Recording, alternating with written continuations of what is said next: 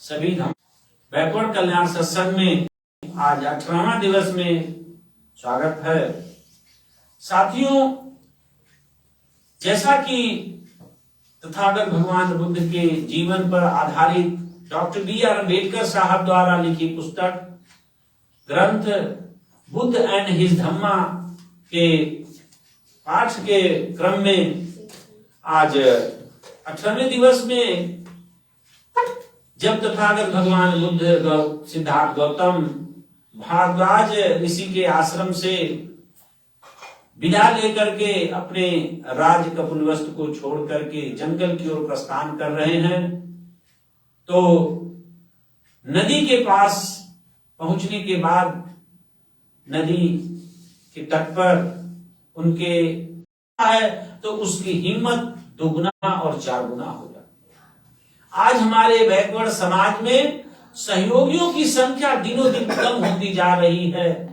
इतने ज्यादा स्वार्थी भाव होते जा रहे हैं। अधिक स्वार्थी होना, अपने सहयोगियों से दूर होना, यह व्यक्ति को बहुत कष्टदायी बनाता है, जिसका परिचय छन्न है अपने इस वापसी के भाव में बता रहे हैं कि जिस कर्म एक दिन का काम 8 दिन का काम, 1 हफ्ते का कार्य 1 दिन में हो जाता है, लेकिन सहयोगी अच्छे नहीं हैं तो 1 दिन का काम 8 दिन लग जाता है। आगे कंथक जो उनके घोड़ा थे, यदि वह अभी भी धैर्य पूर्वक चला जा रहा था, किंतु वह अत्यंत क्लांत और शांत हो गया था। देखिए, जीव जंतुओं भी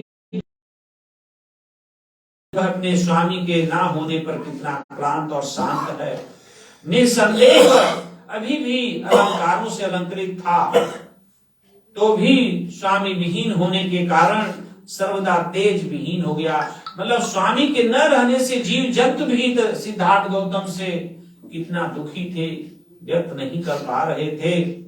और जिस दिशा में उसका स्वामी गया था, उधर वह घूम घूम कर बड़े ही शोक संतप्त स्वर से बार बार हिनहिना रहा था कि मेरा स्वामी जा रहा है। फिर भी बार बार वो हिनहिना रहा, तो बार बार मुड़ मुड़ देख रहा था। यद्यपि वह क्षुधा से परेशान था, जबकि वह भूख से परेशान था, लेकिन तो भी उसने पहले की तरह न रास्ते पर घास को चरता और न पानी पीता। इतना दुखी था। अंत में दोनों उस कपिलवस्तु पहुंचे जो सिद्धार्थ के चले जाने के कारण एकदम सूना हो गया था। साथियों, कहीं भी किसी भी स्तर में जाएंगे जहां पर किसी भी व्यक्ति के अंदर सहयोगी अच्छे होते हैं, और अगर जो वह बिखराव पैदा होता है तो वह भावना आहत होती है। यह बात प्रकृति का नियम है, बिखराव तो होना है, एक दिन होना है, लेकिन प्रकृति के अनुसार जब बिखराव होता है तो वह दुख सहनीय होता है। और जो प्रकृति के विरुद्ध बिखराव होता है, नियम के विरुद्ध बिखराव होता है, वह सहनीय नहीं होता है, वह प्राणघातक हो सकता है। इसलिए अंत में दोनों ने ये भी प्राण विहीन शरीर की, अंत में दोनों ही कपिलवस्तु पहुंचे और ये दोनों ही प्राण विहीन शरीर की तरह वहां पहुंचे थे। निस्तेज भाव से, जिस प्रकार से उनके ये लग रहा था कि सिद्धार्थ गौतम के बिना हमारा शरीर निस्तेज है, प्राण विहीन है। पथ पुष्पित जलाशय थे, सभी पथ पुष्पित जलाशय थे, फूलों से लदे हुए वृक्ष थे, किंतु नागरिकों के हृदय में प्रसन्नता से शून्य थे, प्रसन्नता नहीं थी।